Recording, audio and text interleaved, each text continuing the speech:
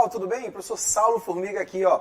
Olha só, gente, esse momento é um momento de muita cautela, de muita calma, mas também de muita determinação. Vocês estão em casa, a gente está sem aulas presenciais, mas o governo do estado, a SEDUC, a TV Assembleia não mediram esforços para levar para vocês esse tipo de ação, ó, como a que nós estamos fazendo aqui.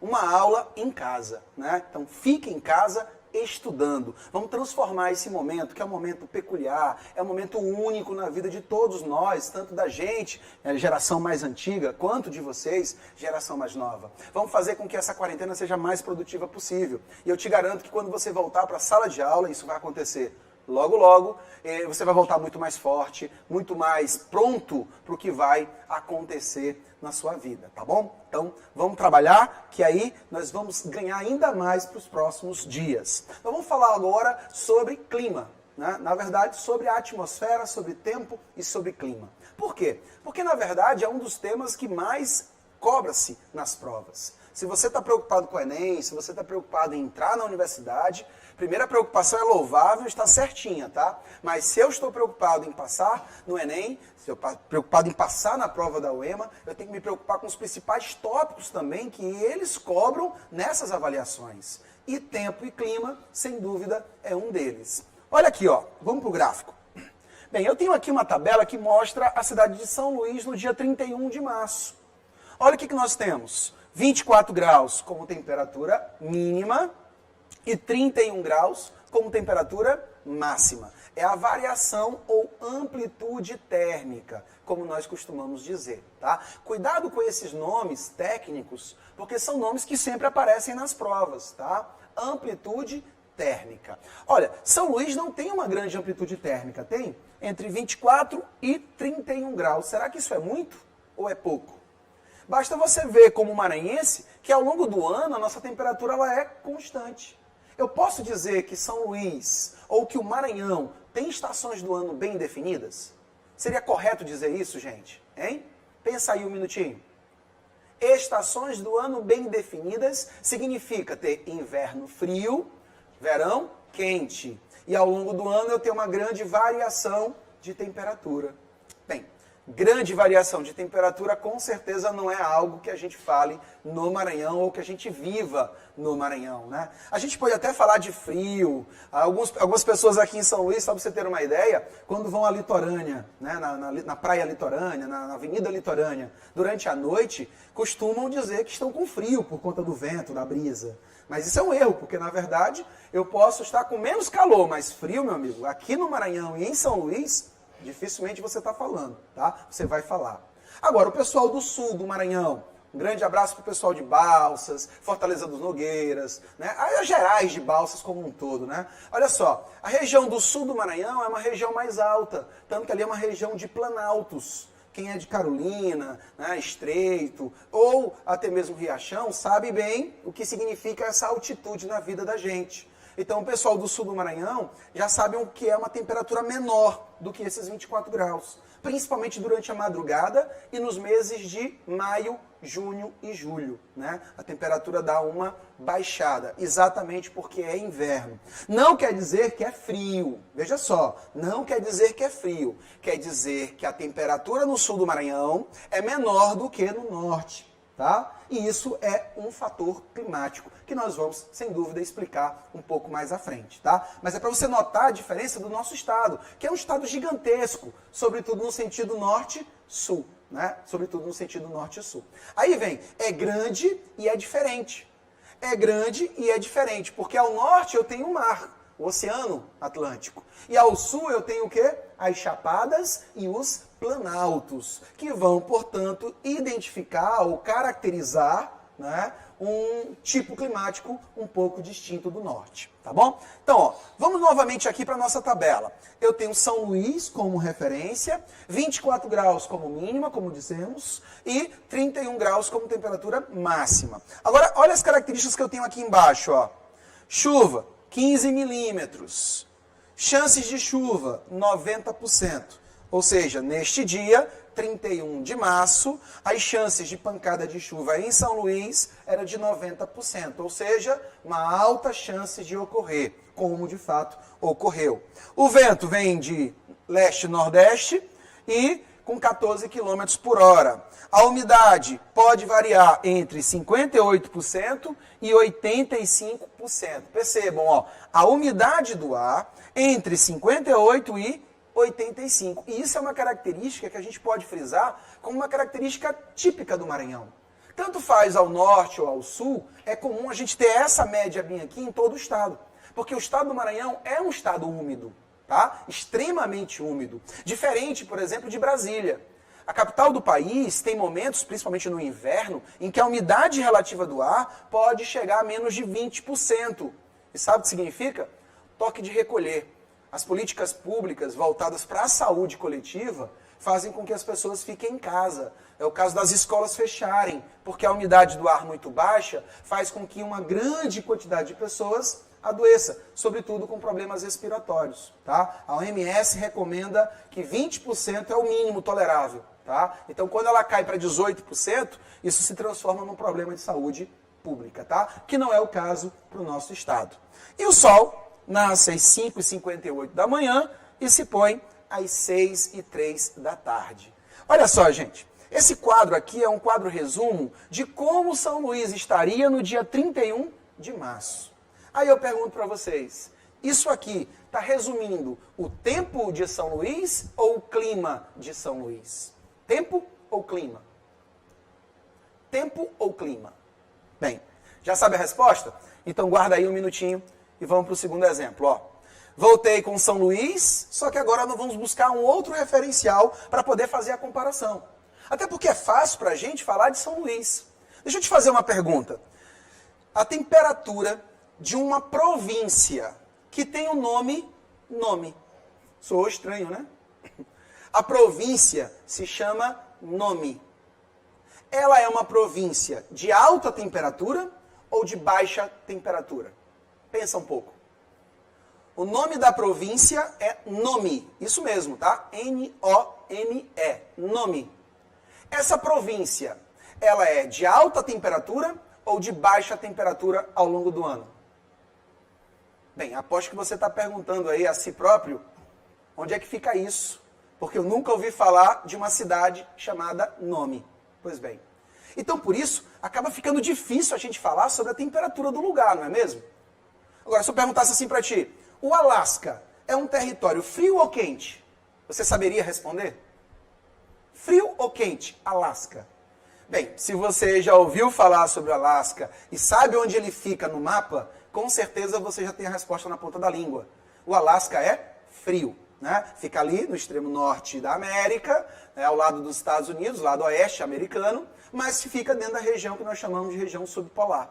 Pois é. Então, se eu sei a posição geográfica, eu posso evidenciar algumas caracterizações quanto à temperatura. Pois bem, gente, a província que se chama Nome é do Alasca. É um estado, vamos dizer um estado entre aspas, do Alasca, é uma cidade do Alasca. Então você já sabe que Nome é uma cidade fria. Tem 3.000 habitantes e a temperatura por lá vai de 10 graus. Olha só, o verão deles, o termômetro marca 10 graus. Você sabe o que é 10 graus? Porque eu não sei. 10 graus é o verão deles, ou seja, a época mais quente. Já a época mais fria, imagina só, vou te dar um chá. Menos 34 graus. Tanto que eu tenho uma média de 3.000 pessoas que moram lá, todas elas trabalham em função do petróleo. Mas quando chega o inverno, apenas 300 a 400 pessoas ficam mantidas nas cidades, em função desse trabalho que é necessário. O resto, todo mundo vai para os Estados Unidos em férias, de férias, pra você ter uma ideia. Porque o inverno é extremamente rigoroso. Tá? Isso não acontece no Brasil e tampouco acontece no Maranhão. Por quê? Porque a posição geográfica é completamente diferente. Não é isso? Então, isso é para você ter uma ideia de comparação. Então, voltamos aqui para o nosso quadro e o quadro vai estar agora também com a mesma característica que nós citamos aqui, porém com outra cidade, que é a cidade de Gramado. Se você não conhece, Gramado fica no Rio Grande do Sul, na Serra Gaúcha. É uma região, inclusive, com grande apelo turístico e que normalmente, quando os casais enamorados escolhem como lua de mel uma viagem, normalmente é para Gramado que eles vão, tá? Em busca dos chocolates, as fábricas de chocolate, né? O passeio de trem em Bento Gonçalves, e aí vai. Mas veja, por que essa comparação? porque são duas cidades com características completamente diferentes. Olha lá, no quadro de Gramado, atentem para a variação de temperatura que nós temos. Ó. Enquanto São Luís marca a mínima de 24 graus, Gramado marca 17. Quer dizer, eu tenho 7 graus de diferença já de antemão. A máxima em São Luís de 31 e a máxima em Gramado de 28 graus. Percebam que em termos de variação, Gramado tem uma variação muito próxima de São Luís. Mas por quê? Porque nós estamos falando da previsão para um dia. É 31 de março para São Luís e é 31 de março para Gramado. Ao longo do ano, essa amplitude térmica, ela também vai aparecer de uma forma bem diferente. Ao longo do ano, São Luís não foge disso aqui não. São Luís terá uma variação muito parecida com essa, algo em torno de no máximo 10 graus. Já Gramado, por exemplo, tem um inverno em que a temperatura chega a 0 ou a menos 4 graus.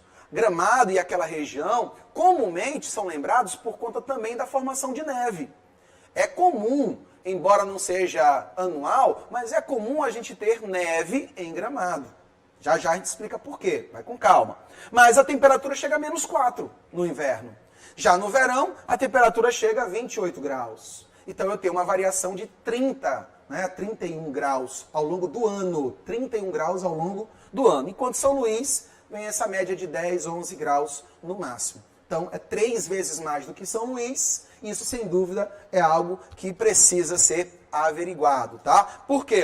As chuvas em Gramado em menor percentual, tá? Os ventos em menor velocidade, mas a umidade do ar, em 31 de março lá em Gramado, também é tão alta quanto São Luís, tá? Por quê? Porque nessa época de março, nós temos aí a mudança de estação do ano. Então, olha só, em março, 31 de março, nós estamos no outono. Nós, Brasil, hemisfério sul, tá? Hemisfério sul. Nós estamos no outono. E o outono é o resfriamento. É o momento em que o ambiente está de altas temperaturas para baixas temperaturas. É uma preparação para o inverno, ok? Então, as temperaturas vão começar a cair e as temperaturas caindo lá no sul do Brasil vão trazer chuvas. Chuvas que vão caracterizar o inverno dessa região, ok? Já em São Luís, o nosso período chuvoso vai se estender até julho, começando no verão em dezembro e vai até julho. Esse primeiro semestre é o primeiro semestre do verão-outono e é onde eu tenho concentrada as chuvas no Maranhão, tá? Assim como boa parte do Brasil do centro-norte. Nós temos chuvas de verão no Brasil do centro-norte, incluindo o Maranhão, e chuvas de inverno no Brasil do centro-sul, com as estações do ano bem definidas, tá ok? Então, a diferença básica entre os dois é a relação que nós assistimos como agentes do clima, ou agentes climáticos, tá? Nesse caso, é bom lembrar que todas as duas cidades tiveram aqui a sua alimentação enquanto condição atmosférica. Eu tive as condições atmosféricas de São Luís num dado momento e as condições atmosféricas de Gramado num dado momento. Só que é bom lembrar que mesmo aquelas condições específicas trabalhando o tempo, eu também posso falar sobre o clima, mas em um sentido um pouco mais amplo. Quando eu falo de tempo, eu falo das condições atmosféricas de um dado lugar, mas em caráter passageiro. Deixa eu voltar aqui um pouquinho, ó. Lembra de São Luís? Máxima de 31 e mínima de 24. Mas isso era para São Luís no dia 31 de março. Dia 1º de abril é outro dia com outra perspectiva. Então pode ser que eu tenha uma alteração completa desses dados. Então o que eu tenho é a previsão do tempo. Previsão do tempo. E nessa previsão do tempo, eu posso falar assim do clima? É evidente, posso. O tempo, na verdade, é a base de estudos para você caracterizar o clima. Cuidado, porque tem algumas pessoas que criam aquelas regrinhas mágicas de estudo e que acabam cometendo erros grotescos. Olha só, gente, não pense que tempo é o que muda e clima não muda, tá? Não façam isso, por favor. Vá pelo raciocínio lógico. Olha só, como é que está a sua cidade hoje? Você que está aí de frente para a TV nos acompanhando, olha pela janela. O dia está chuvoso? O dia está de céu claro? A temperatura está alta, a temperatura baixou? Como é que está a sua cidade hoje? Pois bem, ó, se a sua cidade está chuvosa, bem, o verbo já disse tudo, né? Está. Quer dizer que está chovendo nesse momento, mas não quer dizer que vai chover amanhã nesse mesmo horário. Então isso são condições passageiras. Portanto, nós estamos falando do tempo. Já se eu fosse falar de clima, teria que ser aquilo que é habitual. Por exemplo, ó, São Luís é uma cidade quente.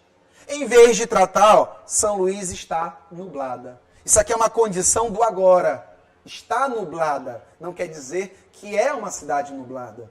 Enquanto que quente é uma característica dela, própria dela. Ela sempre vai estar com alta temperatura, por conta da condição da posição geográfica, ou da condição dada pela posição geográfica, ok? Então, tempo e clima são conceitos diferentes, mas que trabalham a dinâmica atmosférica, tá? Olha o detalhe, gente. Te liga no detalhe.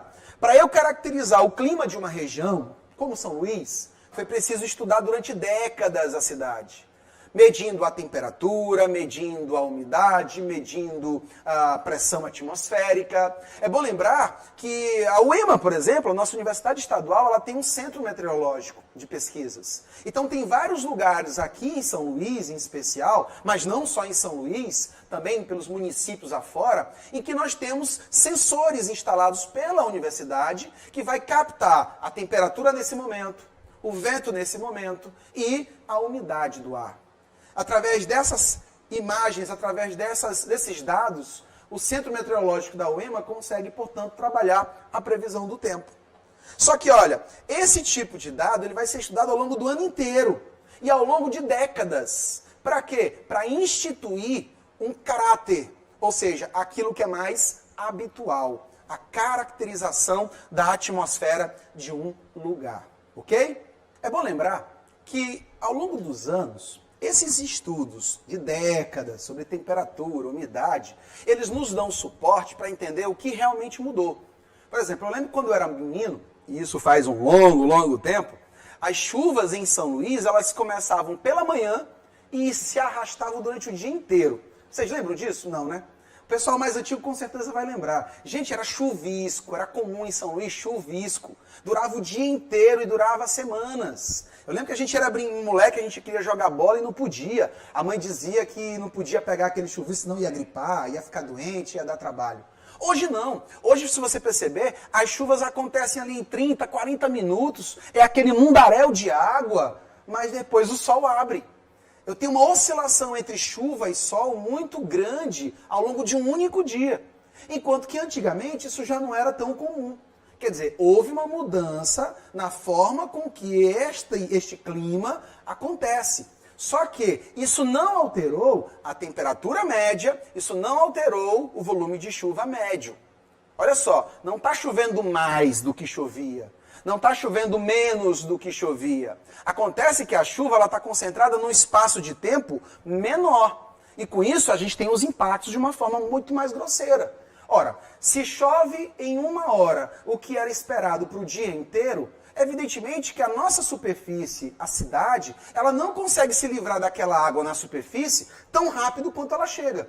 Então isso vai gerar alagamentos, isso vai gerar, sem dúvida, erosão, isso vai trazer alguns tipos de problemas, como, por exemplo, a cidade de Pedreiras, Trizidela do Vale, a Sailândia e Santa Helena, na Baixada Maranhense, também acabam sofrendo, né? Muito comum, em função do transbordamento dos rios, ok? Então, para a gente poder entender o que está acontecendo, é preciso fazer esse levantamento. E ao longo da história, exatamente para quê? Para que a gente possa ter condições de intervir, de descobrir por que isso está acontecendo e quais os fatores que nos trazem essas características. Entendido? Bem, continuando sobre dinâmica climática, nós temos aqui uma colmeia, que vai trazer as ligações entre os termos. Ó, clima, condição habitual de uma atmosfera, como nós já vimos, mas para falar de clima, eu preciso trazer os elementos climáticos e os fatores climáticos, tá? Os elementos climáticos são aqueles que caracterizam o clima. Tá? Caracterizam o clima. Portanto, agentes que atuam diretamente no clima. Tá? Quem são eles? Temperatura, umidade, pressão. Ok? Quando eu falo de caracterizam o clima, é exatamente por isso. Ó. São Luís é uma cidade quente e úmida. ok? O Maranhão é um estado quente e úmido. Então, de altas temperaturas e alta umidade, ok? Caracteriza o clima da região.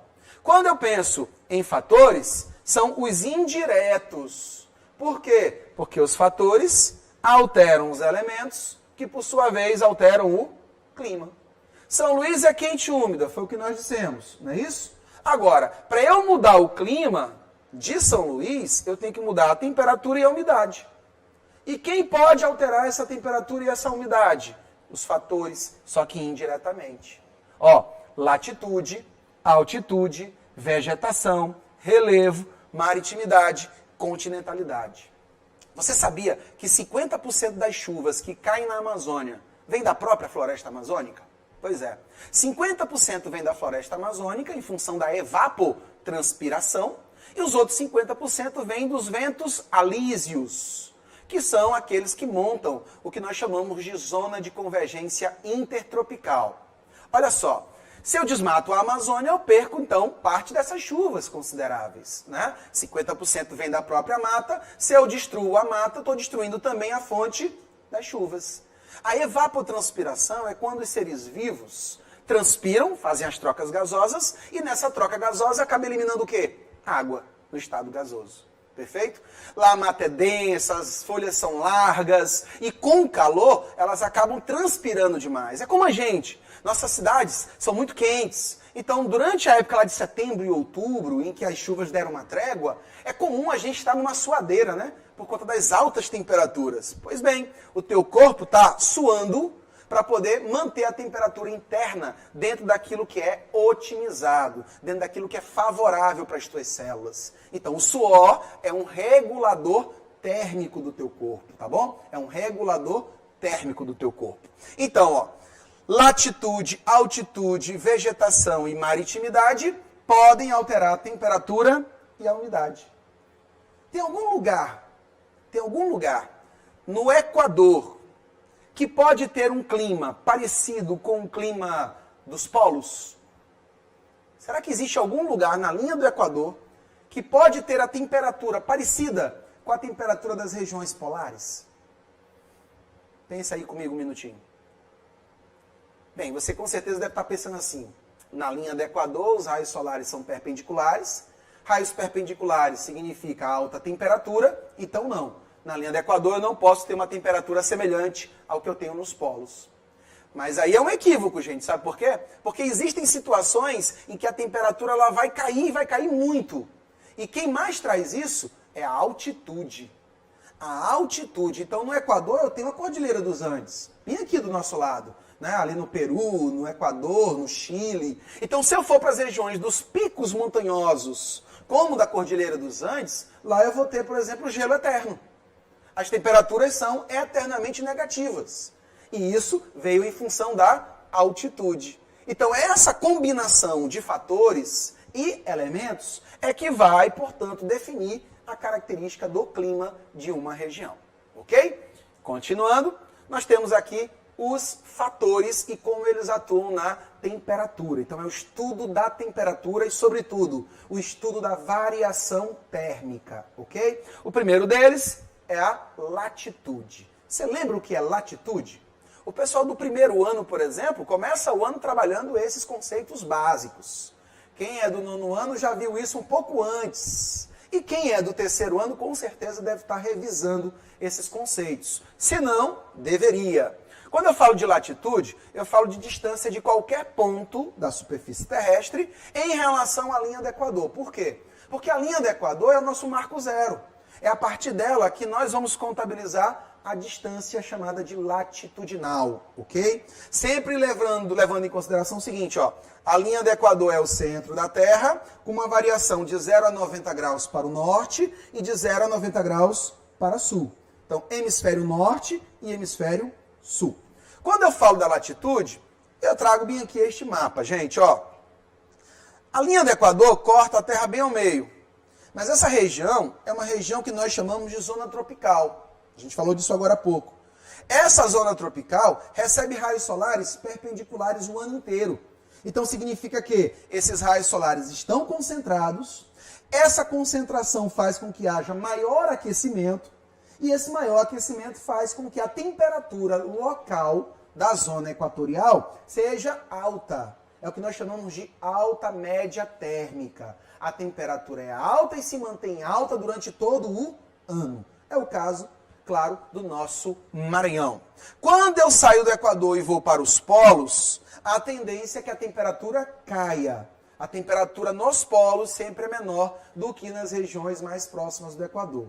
Por quê? Porque em vez de raios solares perpendiculares, como nós temos no Equador, a gente vai ter raios solares que nós chamamos de oblíquos ou inclinados. Vou pegar aqui uma dica para você, ó, gente. Pensa como é o teu dia ao longo do nascer do sol ao pôr do sol. Lembra do movimento aparente diário do sol? Então o sol nasce a leste e se põe a oeste. Mas quando você vai para a escola de manhã, se você vai pela manhã, é bom lembrar que quando você chega na escola, o sol ainda não está lá em cima no horizonte. Ele está mais ou menos ali, ó, próximo ao corte superficial.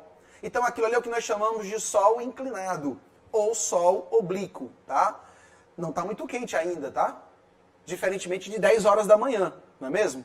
Às 10 da manhã você já vê o sol no horizonte, e ele já está alto no horizonte, assim como o meio-dia.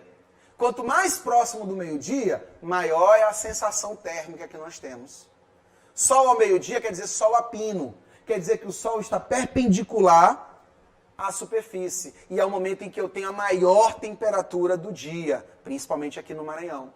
Mas depois do meio-dia, a gente vai perceber que o sol vai se deitando no horizonte.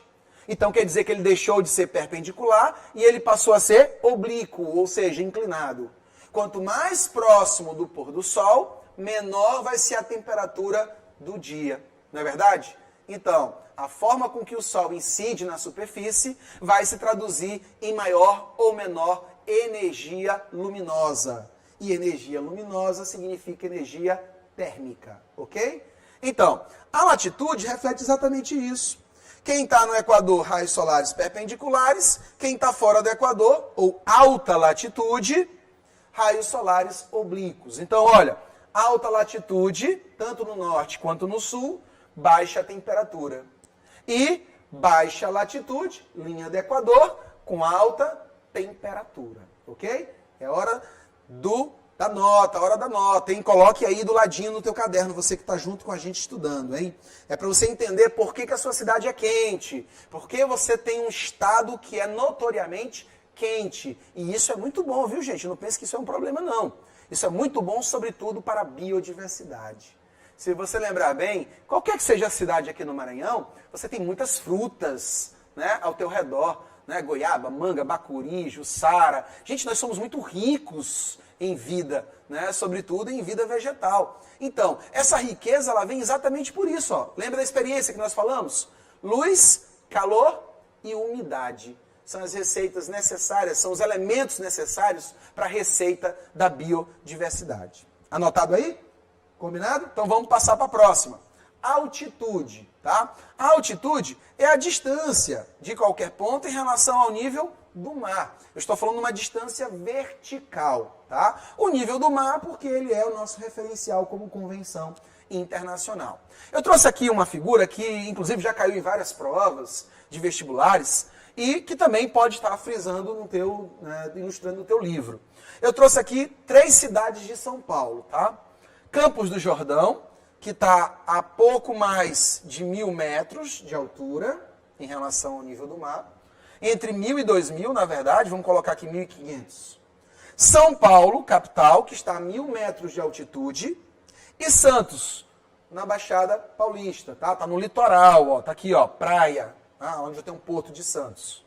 São 3 cidades diferentes, mas que apresentam características térmicas diferentes. Olha só, gente, ó. A temperatura em Campos do Jordão, 18 graus Celsius. Enquanto que em São Paulo, 20 graus Celsius. Enquanto que em Santos, 22 graus Celsius. Quer dizer o quê? Que eu tenho uma variação de 2 graus de uma cidade para a outra.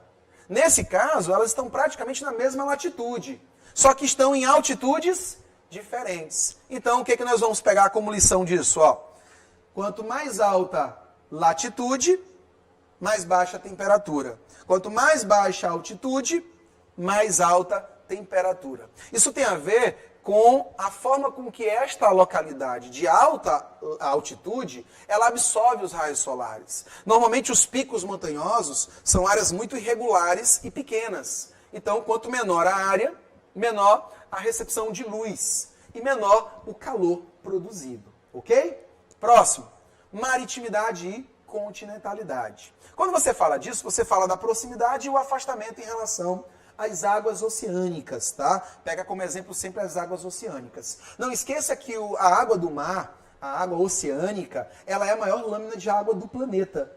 E a água, ela tem uma função assim, exponencial nesse processo, que é de regulação térmica.